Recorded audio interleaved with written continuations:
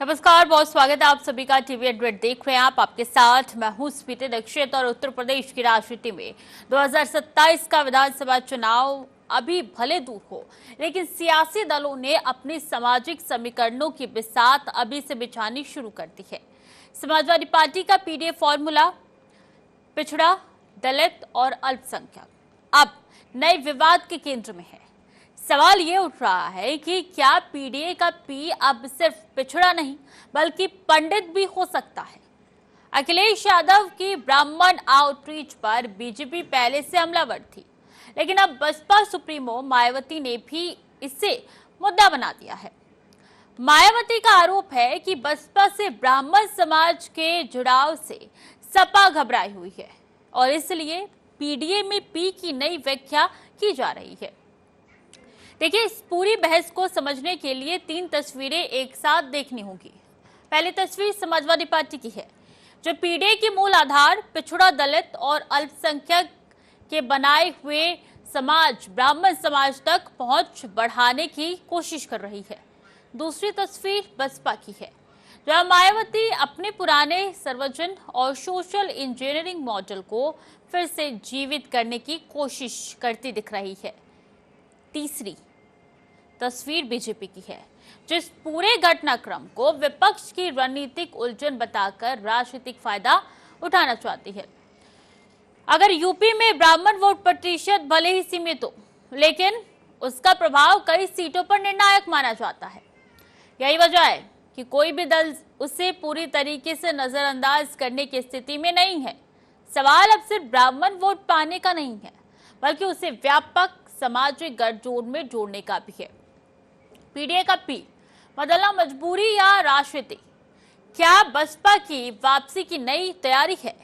क्या बीजेपी का ब्राह्मण आधार खतरे में है? ब्राह्मण आउटरीच से पीडीए वोट बैंक असहज है? कई सवाल उठ रहे हैं। जहां क्या यूपी में नए जातीय गठजोड़ बनेंगे?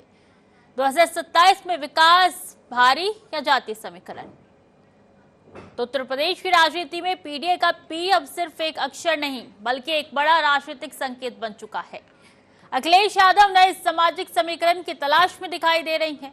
मायावती इस रणनीति को चुनौती देकर अपने सर्वजन मॉडल को फिर से प्रासंगिक बनाने की कोशिश कर रही है और बीजेपी विपक्ष के इस बदलाव को उसकी वैचारिक और राजनीतिक अस्थिरता के रूप में पेश कर रही है।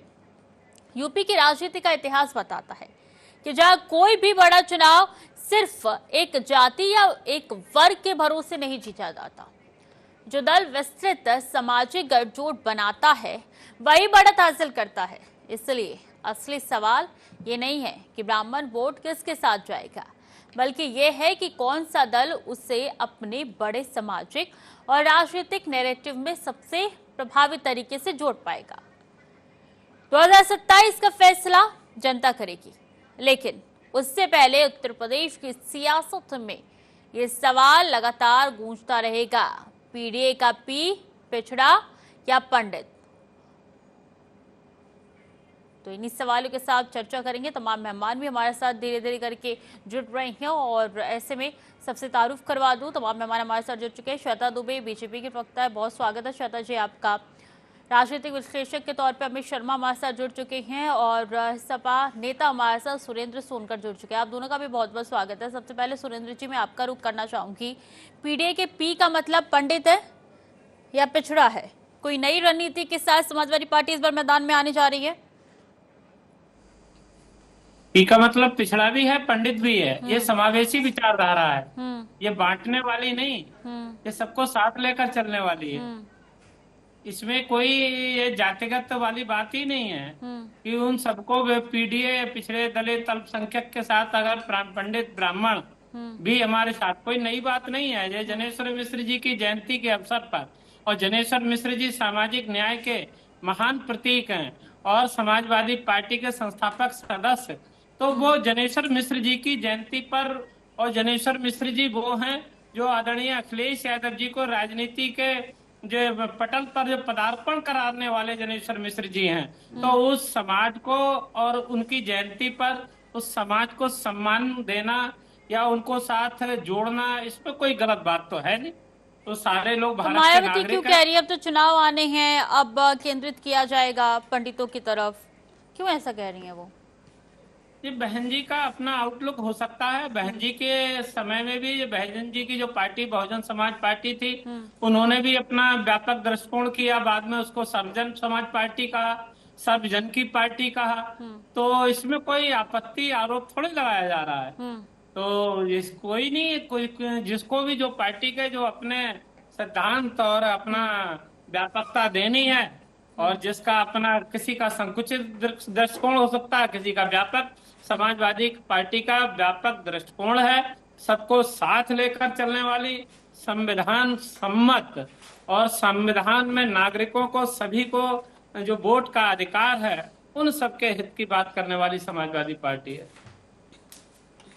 यानी कि पीडीए और एमवाई से अलग हटके अब पंडितों पर फोकस नहीं किया जा रहा, ये शुरू से ही ऐसा था, बस नजरिए की बात है, क्यों सुरेंद्र जी? पी फार पीडीएफ पंडित भी हैं, पी फार पिछड़ा भी हैं, दोनों हैं, तो दोनों जुड़ गए, ताकत शक्ति और बढ़ गई। वो कह रहे हैं ताकत बढ़ाने का ये पूरा का पूरा मसला है, तमाम पार्टियां अलग नजरिए से देख रही हैं, आखिर ऐसा क्यों है? तमाम पार्टियों के अपने श्वेता जी से मेरा सवाल, अपनी समझ हो सकती है। श्वेता जी, आवाज मिल पा रही है आपको? जी मुझसे कहा। श्वेता जी, आवाज मिल पा रही है आपको? जी जी जी। सुरेंद्र जी कह रही हैं कि तमाम पार्टियों का अलग अलग नजरिया है, हम तो शुरू से पंडित को लेके चल रहे हैं, मुद्दा क्यों बनाया जा रहा है? देखिए, अब क्या कहा जाए, ये कह रहे हैं ना, ये व्याख्या इनकी है, ये व्याख्या करने की जरूरत ही क्यों पड़ रही है समाजवादी पार्टी को? अगर ये शुरू से ही लेके चल रहे होते और इनका जो मतलब सारे ही क्रियाकलाप रहे हैं वो हमेशा से पंडितों के अगेंस्ट रहे हैं, और इसके लिए किसी प्रमाण की जरूरत नहीं है। जनता जो भी ये डिबेट देख रहे हैं, और हम सब सारे ही लोग इस बात को बहुत अच्छे से जानते हैं। इन्होंने पीडीए बनाया पिछड़ा, अल्पसंख्यक, दलित मिला के, तो अब पी को जो है पंडित बताने की आवश्यकता क्यों पड़ रही है? ये इनकी राजनीतिक बेचैनी का द्योतक है। आप देखिए, इनको मतलब एक प्रकारेण चुनाव जीतना है, और पी की व्याख्या जहां जैसा मौका देख रहे हैं वैसे कर दे रहे हैं। ये तो मैं तो पार्टी की तरफ से बोल रही हूँ, लेकिन आम जनता भी इस बात को समझ रही है कि इनका पी क्या है। इनका पी है परिवारवाद, इनका पी है प्रॉफिट, जो प्रॉफिट ये वोट में बदलना चाहते हैं। इनकी पी की जो अलग अलग व्याख्या है ना, वो इसी की द्योतक है कि कैसे भी करके, कुछ भी करके तमाम दल को साधने की कोशिश तो हर पार्टी करता है, तो समाजवादी पार्टी क्या नया कर रही है? क्या बीजेपी को दिख रहा है? साधने की कोशिश अलग है, लेकिन वास्तविक चेहरा भी तो दुनिया जानती है। और हमारा तो सबका साथ, सबका विकास और सबका विश्वास और सबका प्रयास है, और यही हमारे शासन का आधार है। राजनीति में जातीयता घुसेड़ कर और जाति की राजनीति करना और वर्ग विद्वेष फैलाना, ये है सपा का सिद्धांत। ये चाहते हैं कि हम जातियों को आपस में लड़ा कर अपना वोट बैंक सिद्ध कर ले, और जितनी भी जातियां इनका वोट बैंक रही हैं, उनके उत्थान के लिए इन्होंने क्या किया है, क्या विजन है इनके पास, सिवाय जातीय राजनीति? कभी कुछ कभी कुछ कभी कुछ, एक चीज क्यों नहीं है? सर्व समाज को साथ लेके चलने की भावना क्यों नहीं है? विकास की बात क्यों नहीं है? भाजपा का पी है प्रोग्रेस, भाजपा का पी है पीपल, जो हम अपने शासन से में कर रहे हैं, और हम अपना रिपोर्ट कार्ड लेके जाएंगे। हम जाति की राजनीति नहीं करते हैं। हमारी समझ में सारी जातियां एक समान है, और सब उत्तर प्रदेश के नागरिक हैं, उनको सुशासन मिलना चाहिए, उनको सारी सुविधाएं जो एक सरकार में होने के नाते मिलनी चाहिए, वो उनका अधिकार है, और निश्चित रूप से मिलेगी। समाजवादी पार्टी की तरह हम सत्ता लोलुप नहीं है। अमित जी, क्या लगता है कि पी का पंडित ही है, पी का पिछड़ा ही है? अगर दोनों ही है तो इसमें प्रॉब्लम क्या है? तमाम पार्टी से साधने की कोशिश करती है ना, इसमें समाजवादी पार्टी ने और कूद अपनी दिखा दी है। सभी को सादर प्रणाम। देखिए, बहन जी जैसे कह रही है, वो सभी धर्म को एक साथ लेके चलने का कार्य भाजपा कर रही है, लेकिन मुझे लगता नहीं है, वरना यूजीसी जो आई थी वो इन्हीं का तो विजन था, जिसके अंदर इन्होंने स्वर्ण समाज को हटाकर पिछड़े समाज को आगे कर दिया था। क्या वो राजनीति नहीं थी? क्या उसको राजनीति नहीं कहेंगे? अगर पी मीन्स पिछड़ा है तो पी मीन्स पीड़ा भी है। पी मीन्स प्रोग्रेस नहीं करी है। प्रोग्रेस करते हुए सर्वधर्म सम्मान की बात भाजपा करती, लेकिन भाजपा ने एक बार भी सर्वधर्म सम्मान की बात न कर उन्होंने पिछड़ों को इस टाइम उत्तर प्रदेश में बीएसपी तो ना के बराबर है। उन्होंने सोचा उसका वोट बैंक खींचने के लिए हम यूजीसी में पहले स्वर्ण को हटा के उन्हें कर देते, जबकि मायावती बहन जी ने एक बात बोली थी कि हमें सर्वधर्म सम्मान का सादर सम्मान करते हुए हमें सभी को यूजीसी में लेना चाहिए था, तब भाजपा कास हो गई थी। ये एक बहुत बड़ा प्रश्न चिन्ह है भाजपा पर कि आप अगर पिछड़ों की कर रहे हैं तो वो तो सबकी कर रहे हैं। वो पी का मिस पंडित या पी का मिस पिछड़ा और पी का मिस पीड़ा भी है। उन्होंने पीड़ा को समझते हुए आज उत्तर प्रदेश जनता को उन्होंने अपना समझते हुए उनकी पीड़ा समझी है। उन्होंने हर वर्ग को सम्मान देने का कार्य जो कर रहे हैं वो अतुलनीय है।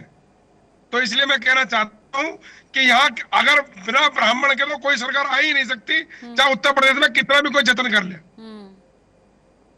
सुरेंद्र जी, तो ये पंडित का जो मुद्दा है 4.5 साल बाद याद आए समाजवादी पार्टी को, और दूसरी ओर चुनाव से पहले ही क्यों याद आई? सवाल ये खड़े हो रहे हैं। नहीं, चुनाव की बात ही नहीं है। मैंने आपको जो बात बताई, समाजवादी पार्टी के संस्थापक सदस्य जनेश्वर मिश्र जी हैं, ब्राह्मण हैं, पंडित हैं, महान ज्ञानी हैं, महान तपस्वी, और राजनीति में ऐसा उदाहरण दुर्लभ मिलता है जो कि वो लगातार मिनिस्टर रहे, 5 बार सांसद, राज्यसभा सदस्य, पेट्रोलियम मंत्री। अरे तो उनकी जयंती पे याद किया गया था पंडितों को। ठीक है सुरेंद्र जी, एक मिनट सुनिए। उनकी जयंती पे याद किया गया था, तो उनकी जयंती तो पिछले साल भी थी, उससे पिछले साल भी थी, और उससे पिछले साल भी थी। उस जयंती पे क्यों नहीं याद किया गया? हमेशा याद करते हैं, हमेशा उनकी 5 जो अगस्त को जो जयंती बनाई जाती है, हमेशा जब से समाजवादी पार्टी की स्थापना हुई है। अब बात यह है, इसको तूल अब दिया जा रहा है कि चुनाव है, हम लोग सदैव याद करते हैं। और वो उनके अंदर जो विचारधारा है जो जनेश्वर मिश्र जी की, वो जातिवाद की नहीं, वो समाजवाद की है, सबको लेकर चलने की है। तो समाजवादी पार्टी क्यों नहीं सम्मान देगी उनको भी और उनके समाज को भी और सभी समाजवादी जैसे तो ये तुल दे कौन रहा है? पार्टी तो आपकी है, घोषणा भी आपकी तरफ से हुई है, तुल दे कौन रहा है? किसको क्या ही मतलब है? ये तूल नहीं, तो तूल हमने नहीं दिया। हम तूल कहाँ दे रहे हैं? हम तो सम्मान प्रकट करना है। हम तूल कहाँ दे रहे हैं? तूल तो दूसरे लोग बेचैन हो रहे हैं ना। कौन? हम लोग नहीं हो रहे हैं। और जिन लोगों ने बटकों का और अभी मुक्तेश्वरानंद का जिन लोगों ने अपमान किया, उन लोग को डर बैठ रहा है। हम लोग को कोई डर नहीं, हम तो सबको साथ लेके चलने वाले लोग हैं। समाजवादी विचारधारा में सभी का साथ है और सभी की जरूरत है और सभी के विकास के लिए तत्पर है। समाजवादी पार्टी सरकार में आएगी और सरकार थी, अगर जिस तरीके से कह रहे हैं अभी याद आ रही है, तो 12 की सरकार में मिनिस्टर भी थे, ब्राह्मण भी थे, दलित भी थे, बैकवर्ड भी थे, अल्पसंख्यक भी थे। वो सबका साथ और सबका विकास की बात हो रही है। वो 80-20 की भी लोग बात करते हैं, वो 20 को छोड़ देते हैं। वो संविधान की प्रस्तावना जो कि आत्मा है संविधान की, उसको नकार रहे होते हैं। यहाँ we the people of India सबको लेकर चलने की बात है। तो ये 80-20 के करने वाले कौन लोग हैं? तो ये बात हम लोग के ऊपर लागू ही नहीं होती है। मैं भाई साहब की एक छोटी सी बात करते हुए बात करना चाहता हूँ कि कटोकर बटोके की राजनीति किसने करी थी? भाई जिन्होंने करी थी वो इस टाइम छटपटा रहे हैं। उन्होंने अगर सर्वधर्म सम्मान की बात करी होती तो शायद आज उन्हें ये पीड़ा ना होती कि कोई पंडित को पकड़ रहा है, कोई मौलवी को पकड़ रहा है, कोई उसे पकड़ रहा है। तो आज इन्हें इस चीज से बेचैनी क्यों? एक पंडित के नाम से बेचैन हो गए। वो कटोगे और बटोगे को भूल जाते हैं। वो माननीय मुख्यमंत्री जी ने कहा था, अब वो शब्द तो वो वापस ले नहीं पाएंगे। वो जब भी किसी धर्म की बात करते हैं तो वो मुल्ला, वो ये और वो ये जो शोभा नहीं देती वो कार्य करते हैं। कल को ऐसी तुम किसी भी धर्म के लिए बोल सकते हैं। अब आप अपनी बात कंटिन्यू रख लीजिए। ठीक है, इसका जवाब मैं श्वेता जी से लेना चाहूंगी। आऊंगे सुरेंद्र जी। श्वेता जी, अमित जी की बातों का जवाब। अब देखिए विश्लेषण अमित जी की बात का मैं क्या जवाब दूं? अमित जी चाहते हैं कि ये देश कटे और बटे। जैसा कि सपा के शासनकाल में होता था। कटने का संबंध साधारण लोगों के लिए नहीं कहा गया है। हम तो सबका साथ सबका विकास है, हमारी योजनाओं का सबसे ज्यादा लाभ मुसलमान वर्ग को मिल रहा है। लेकिन जो देश में दंगा फैलाना चाहते हैं, जो अलगाव की बात करते हैं, जो सबको परेशान करते हैं, उसके लिए कहा गया है। आपको क्यों बुरा लग गया? आप काट रहे थे और बांट रहे थे इसलिए। और पहली बात तो आप सपा से नहीं है, आप सपा के पक्ष में बोलते हैं। मुझे ये नहीं समझ आता है कि आप कैसे राजनीतिक विश्लेषक हैं, कि सिर्फ आप एंटी बीजेपी हैं। आपको तो निष्पक्ष होना चाहिए, लेकिन आप निष्पक्ष नहीं है। ये भी उसी तरह है जैसे सपा नहीं है जो ब्राह्मण प्रेम का लबादा ओढ़ा है चुनाव के समय, या आपका भी लबादा ऐसा ही है। मैं समझ रही हूँ आपकी मजबूरी है, कोई बात नहीं, हमारे आगे कोई मजबूरी नहीं, हम साफ बात बोलेंगे। हमने सुशासन किया है, हम अपना रिपोर्ट कार्ड लेके जाएंगे। और मैं इस चीज का भी स्वागत करती हूँ कि आज ब्राह्मण समाज तक अखिलेश यादव जी अपनी पहुंच बनाने की कोशिश कर रहे हैं। इसका स्वागत होना चाहिए, क्योंकि मैं खुद भी ब्राह्मण हूँ। लेकिन ये सवाल फिर भी रहेगा कि इतने समय तक ब्राह्मण समाज की याद क्यों नहीं आई थी, फिर पीडीए बनाने की आवश्यकता क्यों पड़ी थी। आज उनको ये समझ आ गया है कि राजनीति केवल जातीय लड़ाई झगड़े से नहीं चलती है। बहन जी, यूजीसी में ब्राह्मण कहाँ रहे थे? बहन जी, आप एक चीज बताइए, यूजीसी में ब्राह्मण कहाँ रहे थे? मैं नहीं बोल रही थी भाई साहब, सुन लीजिए, फिर समय आएगा तो जवाब दीजिएगा। मैं तो नहीं बोल रही थी, आप इतना कुछ बोल रहे थे हमारे आदरणीय मुख्यमंत्री जी को। मैं तो नहीं उत्तेजित होकर बोल रही थी कोई भी चीज। आज पीडीए की बात हो रही है, पी को इतना डिफरेंशिएट करना पड़ रहा है कि पी का मतलब पंडित है, और ये वही अखिलेश यादव है, ए पंडित बुलाने वाले। इससे पूर्व चुनाव में उनको परशुराम भगवान के अनन्य भक्त हो गए थे, गदा स्थापित करा रहे थे, हम सब जानते हैं। इसलिए मैं से मतलब मेरा नहीं है, आम जनता से। आप हमारी भाजपा के पहुंच से घबरा रहे हैं, तो आप ये छटपटा रहे हैं कि हम क्या ना कर ले कि हमको वोट मिल जाए। कभी हम किसी चीज को मुद्दा बना लेते हैं, असली चीज जो है, जो आपका विजन होना चाहिए आगामी चुनाव में, कि ये आपको लगता है कि हम नहीं कर रहे हैं, जैसा कि आपको लगता है विपक्षी पार्टी होने के नाते, तो आपको ये बताना चाहिए ना कि ये नहीं कर रहे हैं, ये हम करेंगे। आप कह रहे हैं इन्होंने कैसे समाज को जोड़ लिया है, अभी तक एक भी दंगा नहीं हुआ, तो हम दंगा करवाएंगे। ठीक है अमित जी, इनकी बातों का जवाब दीजिए, फिर सुरेंद्र जी के पास जाऊंगी मैं। अमित जी,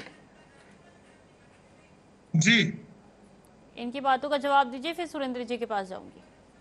मैडम, दंगा अगर नहीं हो रहा तो आप ऐसी बात क्यों कहना चाह रही थी? पार्टी बार बार आपने देखा भी होगा पिछले चुनाव में, जिसका अंत जनता ने करा कि 37 सीट समाजवादी पार्टी ले गई और भाजपा का पूर्ण शासन था विधानसभा में, और लोकसभा में आगे में कैसे रह गई? ये सोचने वाली बात थी। अगर काम करा होता तो शायद 24 में जब चुनाव लोकसभा का होगा तब दिख रहा है कि आधे से ऊपर कांग्रेस श्वेता जी अभी आप बीच में ना बोलने की सीख दे रही थी, अभी आप बीच में बोल रही हैं। श्वेता जी अभी आप सीख दे रही थी कि नहीं बोलना चाहिए बीच में, फिर बीच में बोल रही है, उनको बात पूरी करने दीजिए। देखिए, मैं कहना चाहता हूं, जब विधानसभा का चुनाव 2024 में तो पूर्ण बहुमत की सरकार बनी भाजपा की, बहुत अच्छी बात थी। लेकिन 24 में क्या हो गया जो जनता ने नकार दिया। 24 के नकारने को लेके आज भाजपा झटपटा रही है। अगर कोई भी पार्टी किसी का सम्मान कर रही है तो होने दीजिए, क्या दिक्कत आ रही है? और सीधा संदेश 24 में उत्तर प्रदेश की जनता ने दे दिया था कि जब 37 सीट समाजवादी की और में 6-7 सीट कांग्रेस की आई थी, तो आधे से ऊपर हो गए, गठबंधन में थे। तो आज ये गठबंधन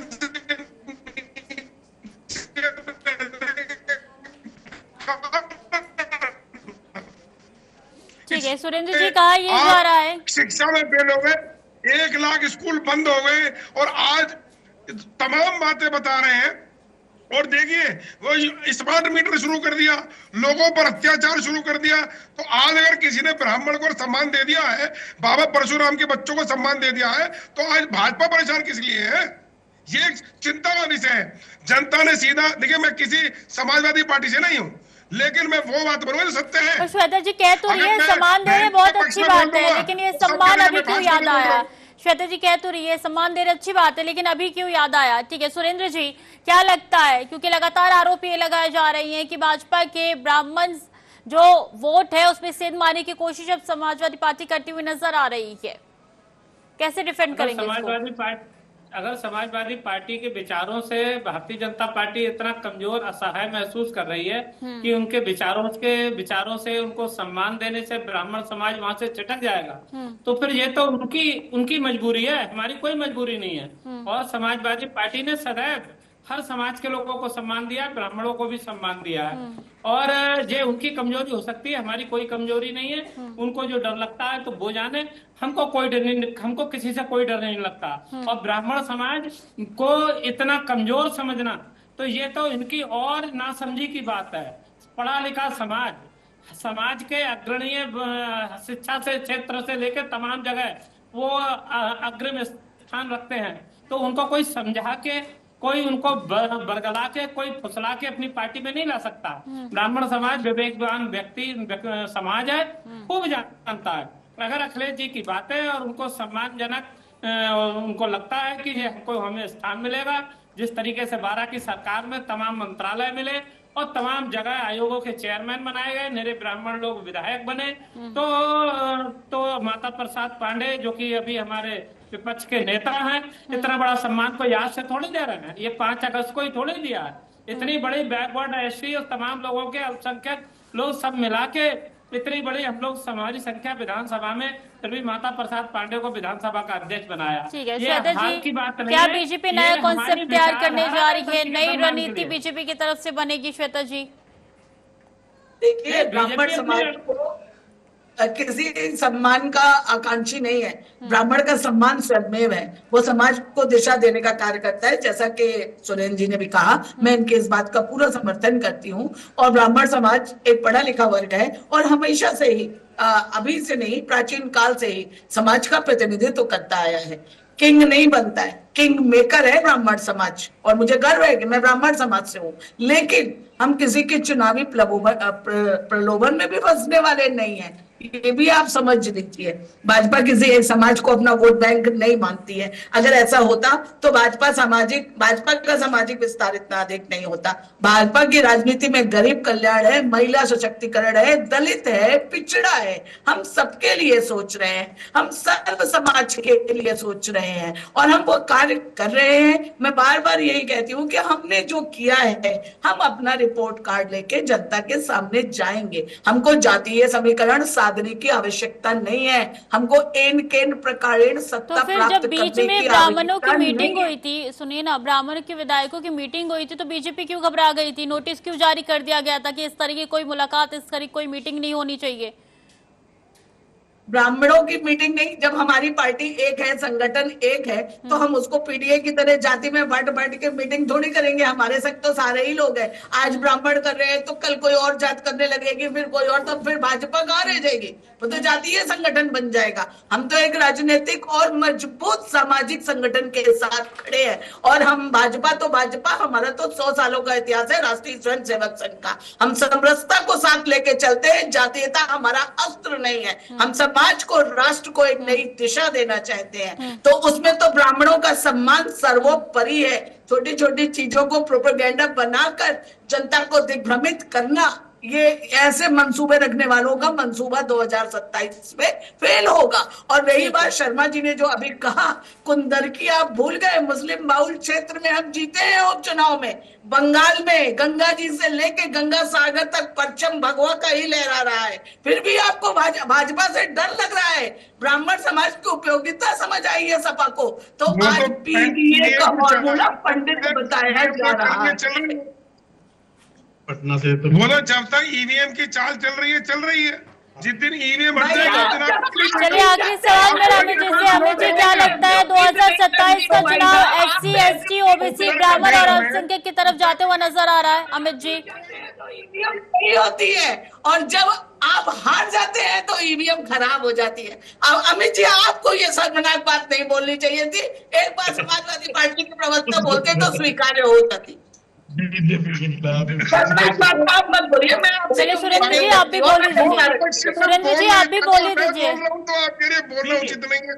आप एक चीज बताएं कि उस टाइम सरकार कहाँ सो रही थी जब ब्राह्मणों को सम्मान ना देकर यूजीसी में आई है आप? क्या उसमें ब्राह्मणों कुछ, आप तो खुद ब्राह्मण है, आप मुझे बताइए क्या ब्राह्मणों को सम्मान दिया था? जबकि मायावती जी ने कहा था सबको मिलना चाहिए। दिए हुए सम्मान का आकांक्षी भी नहीं है। ब्राह्मण का सम्मान स्वयं में हमेशा से और वो अपनी ज्ञान और योग्यता के बल पे प्राप्त करता है। पार्टी ने कुछ दिया, कटोरे से उसने नहीं लिया है और वो आरक्षण मांगता है। अपनी प्रतिभा और से केवल उन्हें वोट बैंक माना गया था। भाजपा ने ब्राह्मणों को वोट बैंक के अलावा कुछ नहीं समझ रही है इस वक्त, इसलिए तो दूसरी पार्टियां उसके फायदा उठा रही की बात करते नहीं है और करना चाहते भी नहीं है। हम राष्ट्र को संगठित रखना चाहते हैं, जाति के टुकड़ों में नहीं बांटना चाहते हैं। जो समाजवादी पार्टी का मंसूबा है सफल भी नहीं होने देंगे, ये भी आप समझ लीजिएगा। सम्मान कर रहे हो। चलिए ठीक है दुबे जी शर्मा जी शांत हो जाइए। आखिरी कमेंट सोनकर जी 10 सेकेंड। ठीक है श्वेता जी, अमित जी प्लीज शांत हो जाइए। सोनकर जी जिस तरीके से अभी भारतीय जनता पार्टी की प्रवक्ता जी बता रही हैं कि जैसे उन्होंने कहा कि आरएसएस को मानने वाले हैं, तो आरएसएस अब जातिवाद की जो कह रही है कि समाजवादी पार्टी जात की बात करती है, आरएसएस में जो संघ के प्रमुख हैं, जो अभी तक कितने लोग बैकवर्ड के, कितने लोग ऐसी, कितनी महिलाएं बनी हैं। ये ही बात है कि हम लोग ये दिखाना जरूर नहीं है। महिलाओं का नाम मत बोलिए, आपको पता नहीं है, पहले जानकारी करिए ये सच क्या है। बिल्कुल नहीं बोल रहा। चलिए ऐसे तो मैं भी पूछ सकती हूँ कि कितने ब्राह्मणों को टिकट दिया गया था अपनी पार्टी से। ऐसे में माहौल जो है बहुत ज्यादा गर्म हो जाएगा, फिर अपनी अपनी दलीलें रखी जाएगी। चलिए बहुत बहुत धन्यवाद आप तीनों का हमारे साथ जुड़ने के लिए, अपना पक्ष रखने के लिए। श्वेता दुबे जी बहुत बहुत शुक्रिया, अमित शर्मा जी और सुरेंद्र सोनकर जी बहुत बहुत शुक्रिया अपना वक्त देने के लिए।